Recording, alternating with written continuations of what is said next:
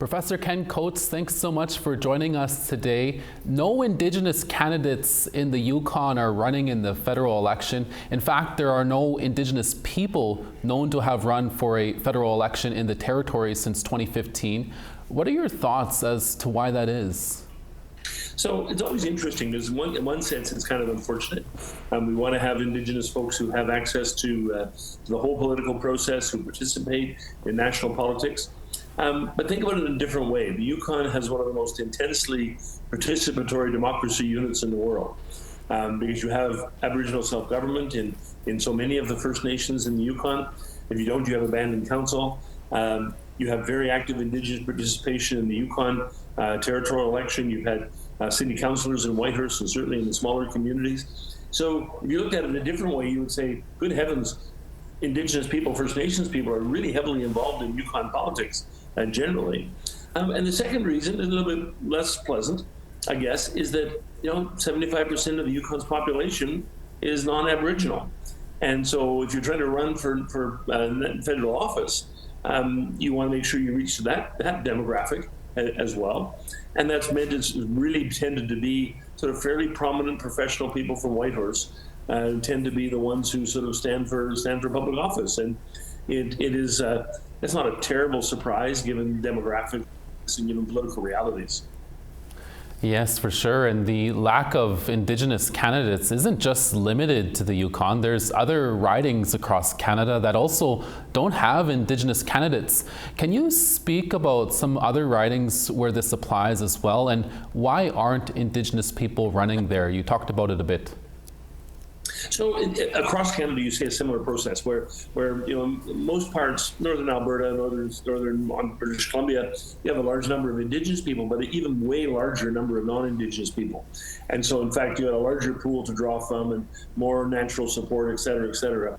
And given the fact that there's, in many quarters, still some reluctance to sort of see Indigenous people as sort of federal leaders in that regard. But let me give you a good example, because there are good examples. They exist in places like James Bay, northern Ontario, where we start to get people coming in those areas, northern Quebec, Nunavut, et cetera, et cetera. Those are Indigenous dominated jurisdictions. But what's interesting is what they've done in the province of Saskatchewan, because for a long time, northern Saskatchewan was sort of one riding, two ridings actually, but they had the Indigenous people in the far north, and then right along the southern border, there were a whole bunch of communities of 3,000 to 5,000 people. And so the northern part would vote overwhelmingly for an Indigenous candidate, the southern part would vote overwhelmingly for a non-Indigenous candidate, and the non-Indigenous candidate would win. So what they've done now is they've stripped out the non-Indigenous communities. Northern Saskatchewan now covers the whole, what's called the Northern Administration Branch. The population is about 75 to 80% First Nations and Métis. It's going to be dominated by, I think, all the candidates this time around. Most of them will be Indigenous people, and the leading candidate is almost certain to win is a Liberal running for the from a Métis person from La Crosse. So in other words, when you look at this systematically and actually try to create political boundaries that actually reflect Indigenous and non-Indigenous realities, you can get what I would call a preferred result. Northern Saskatchewan should be represented, if at all possible, by an Indigenous person who has deep roots in the communities. That's what you'd like to see. And the people before were deeply rooted in their communities, but they were further south on the agricultural belt. And so they had different priorities and different values and different approaches. So I think we are getting a situation where province by province, jurisdiction by jurisdiction, people are paying more attention to that kind of situation. In the Yukon, you have one member of parliament. You have Whitehurst with whatever it is, 80% of the population. You have 75% of the people in the Yukon being non-Aboriginal. That's what you're likely to get in the Yukon. You'll eventually get an Indigenous candidate, but it'll probably be for a party that doesn't have much of a chance to win.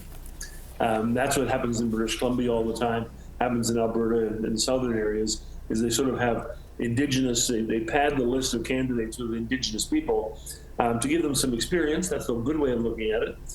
To bring Indigenous perspectives to the party platform and the party campaigns, that's a good way to look at it. But also it's sort of kind of value virtue signaling. Hey, we have 5 Indigenous candidates, not one of them has a good chance. So I don't like that last one.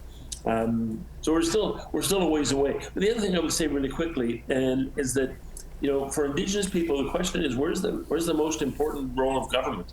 And I'll just use a good example in the case of the last government, when the Liberals were in as they are now in power. Jody Wilson-Raybould came in as an extremely powerful and influential cabinet minister, Minister of Justice. She was treated abysmally by the Prime Minister and by some of her colleagues. She had two colleagues who resigned in protest over her mistreatment. And that sent a really important signal. And the signal was, you can come and become a federal politician, but you better behave, and you better do what we tell you to do. And if you know Jody Wilson-Raybould, you know that's the worst thing in the world you could say to her or to any other Indigenous person. So, just having an Indigenous face doesn't mean you necessarily get the kind of results you want. Ken Coates, we'll have to leave it there. Thank you so much for speaking with us today. You're more than welcome.